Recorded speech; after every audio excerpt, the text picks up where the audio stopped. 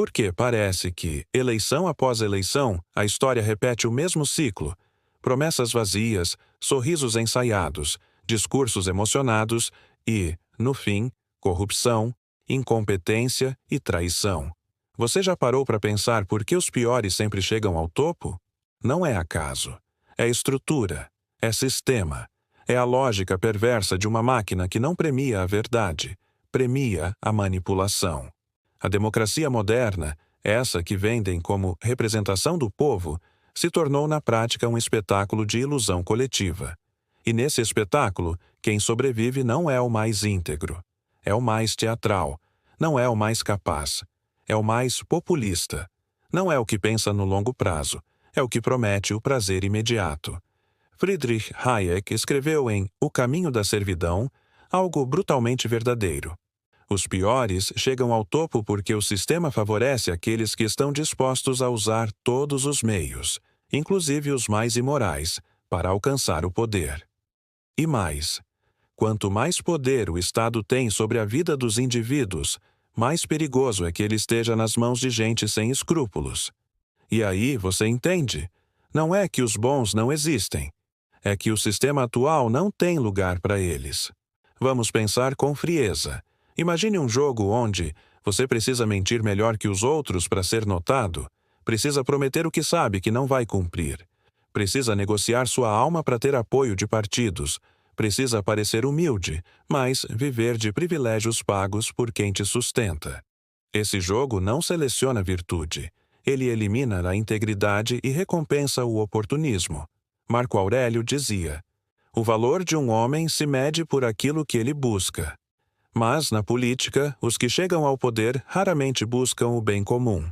Eles buscam a próxima eleição, o próximo contrato, a próxima fatia do poder, e fazem isso com um verniz de preocupação com o povo. Mas basta observar, quando o voto é conquistado, a máscara cai. Sabe o que isso revela? Que o problema não está só nos eleitos, está nos eleitores, está na base. Está na forma como fomos ensinados a escolher. Nicolau Maquiavel, no século XVI, já havia diagnosticado o que vivemos hoje. Os homens, em geral, julgam mais pelos olhos do que pelas mãos. Todos podem ver, poucos podem tocar. E todos veem o que parece ser. Poucos percebem o que és de fato. Ou seja, os piores vencem porque sabem se disfarçar melhor. Eles estudam a linguagem do povo. Falam com frases de efeito. Usam as dores da população como escada emocional. Criam um inimigo comum, seja ele um sistema, uma classe ou outro político. E aparecem como salvadores, mas, no fundo, são só gestores do próprio ego. Hayek alertava que em regimes coletivistas, os que ascendem ao poder são os mais intolerantes que eliminam oposição, os mais manipuladores que sabem usar a emoção do povo, os mais violentos, dispostos a qualquer coisa pelo domínio. Esses perfis prosperam porque o sistema deu a eles os instrumentos da dominação em nome do bem comum. E a massa? Aplaude, porque prefere conforto à liberdade, preferência por promessas doces, mesmo que falsas, do que verdades duras. O estoico Epicteto dizia: não é o que acontece conosco que nos destrói, mas a nossa resposta ao que acontece. O problema é que a maioria responde com omissão, com alienação, com idolatria política. Enquanto isso, os piores seguem vencendo, porque sabem que só precisam parecer bons, por alguns segundos de televisão. Comenta aqui: não voto em populista manipulador, estou desperto. E compartilha esse vídeo com quem ainda acha que político carismático é político confiável.